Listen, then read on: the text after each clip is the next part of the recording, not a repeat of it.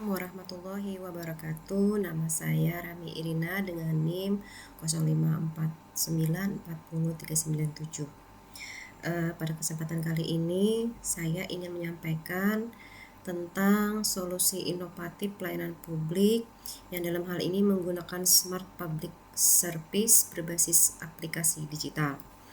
Kenapa ini kita jadikan salah satu permasalahan adalah karena banyak sekali instansi pemerintah yang menghadapi berbagai kendala seperti proses pelayanan yang lambat, kemudian antrian panjang, kurangnya transparansi, serta keterbatasan akses informasi bagi masyarakat. Kondisi ini menimbulkan keluhan dan menurunkan tingkat kepuasan masyarakat terhadap pelayanan pemerintah.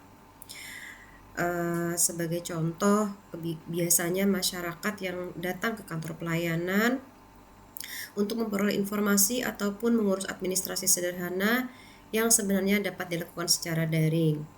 Hal tersebut menyebabkan pemborosan waktu, biaya, dan tenaga bagi masyarakat maupun bagi penyelenggara layanan. Solusi inovatif yang ditawarkan berupa inovasi berupa Smart Public Service, yaitu sistem pelayanan publik berbasis aplikasi digital yang mengintegrasikan berbagai layanan pemerintah dalam satu platform. Fitur utama sistem ini meliputi pendaftaran layanan secara online, sistem antrian digital, pelacakan status permohonan secara real time, kemudian ada chatbot juga layanan informasi selama 24 jam, kemudian ada survei kepuasan masyarakat secara otomatis, serta dashboard monitoring kinerja pelayanan bagi pimpinan instansi. Melalui aplikasi yang ditawarkan, masyarakat dapat mengakses layanan kapan saja dan di mana saja tanpa harus selalu datang ke kantor pelayanan. Kemudian beberapa dasar teori yang mendukung. Yang pertama adalah teori New Public Service. Teori ini menekankan bahwa pemerintah harus berfokus pada pelayanan kepada warga negara, bukan sekadar menjalankan birokrasi. Beberapa prinsip utama dari teori ini adalah mengutamakan kebutuhan masyarakat, meningkatkan partisipasi publik, dan memberikan pelayanan yang responsif dan berkualitas. Kemudian ada teori kedua, yaitu teori good governance. Menurut konsep ini, pelayanan publik harus memenuhi prinsip transparansi, akuntabilitas, efektivitas, efisiensi, serta responsivitas. Melalui sistem digital, seluruh proses pelayanan dapat dipantau secara terbuka hingga meningkatkan akuntabilitas dan mengurangi potensi penyimpangan. Kemudian ada teori ketiga, yaitu teori inovasi pelayanan publik. Teori ini menjelaskan bahwa organisasi publik perlu melakukan pembaharuan metode, teknologi maupun prosedur untuk meningkatkan kualitas pelayanan. Penggunaan aplikasi digital merupakan bentuk inovasi yang dapat meningkatkan kecepatan, ketepatan, dan kemudahan pelayanan kepada masyarakat. Kemudian untuk strategi implementasi dari inovasi ini bisa berjalan efektif apabila melalui beberapa tahapan. Tahapan yang pertama yaitu analisis kebutuhan.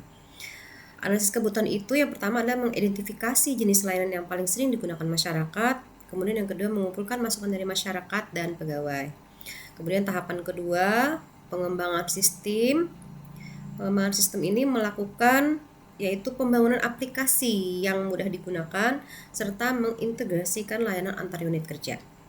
Dan yang ketiga, tahapan ketiga adalah pelatihan pegawai, yaitu berupa memberikan pelatihan penggunaan sistem kepada seluruh petugas serta menyiapkan tim pendukung teknis. Tahapan keempat, sosialisasi kepada masyarakat bisa dilakukan melalui medsos, website, dan kegiatan penyuluhan, serta menyediakan panduan penggunaan aplikasi untuk memudahkan masyarakat untuk bisa mengakses layanan ini.